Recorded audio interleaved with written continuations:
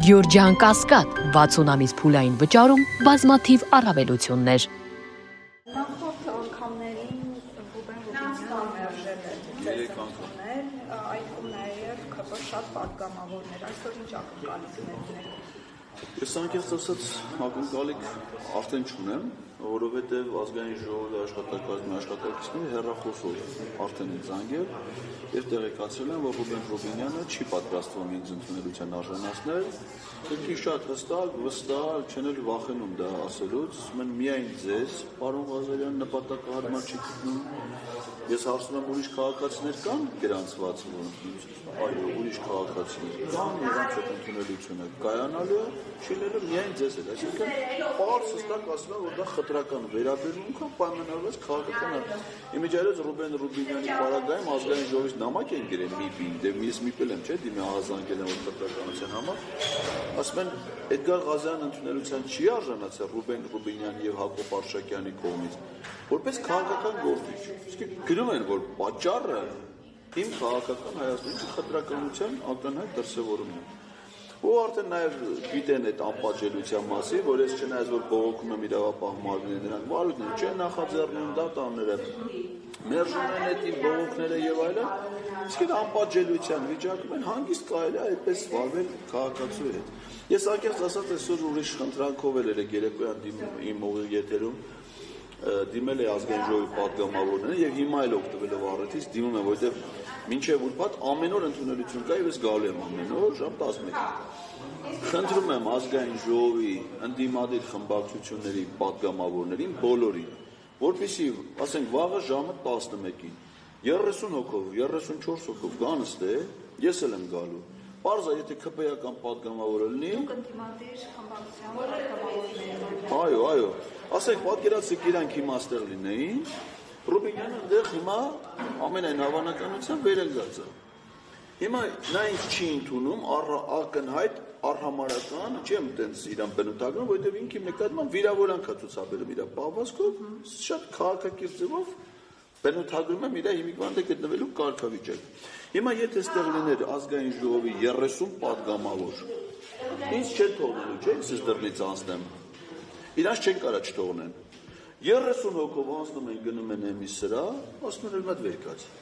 Այսինքն ոչ չես ընդունում մարդուն, ոչ չես ընդունում։ Դու չես հայտարարել ընդունելություն։ Օրը ժամը դու չես որոշել։ Կարգ կա, չէ՞, ընդունելության։ Այդ եկողը Էդգար Ղազարյանը խախտել է այդ կարգը, չէ, զանգել է, էլեկտրոնային պոստ ուղարկել է, գրանցվել է, ասել է ինչ ոչ մի բան չի խախտում։ Բա որ խախտում չի արել, ոչ մի բան չի, ոչ չես ընդունում։ Ինչ ես ասում, որ չես ընդունում։ Կամ իրան սիրուն բռնեն, ասենք, որ շատ չվնասվի, 4 սաֆետ կա, 2 տակաժ բռնում են, բերում են, ստեղ ասում են, պարոն Ղազարյան բերել եք հավրանքը։ Ես դրա հետ իմ ընդունելություն անցկացնում, թե ինչ եմ ասում, ինչ եմ խոսում, այդ արդեն իմ խնդիրն է։ Կամ էլ ասում են հանգիստ նստիստե, պարոն Ղազարյան ձեզ ենք հրավիրում ներս, ես ընդունում իր հետ հանդիպեմ իմ խոսակցություն վարում ձեր ներկայությամբ։ Իվերջո դա պիտի լինի, չէ՞, եւ իրանք այդ աջակցությունը պիտի ցուցաբերեն։ Պարոն Ղազարյան, օրինակ, եթե այս հանդիպման օրակարգը թեման այլ հարց լիներ, ոչ Նիկոլ Փաշինյանին անվստահություն հայտնելու հարցը,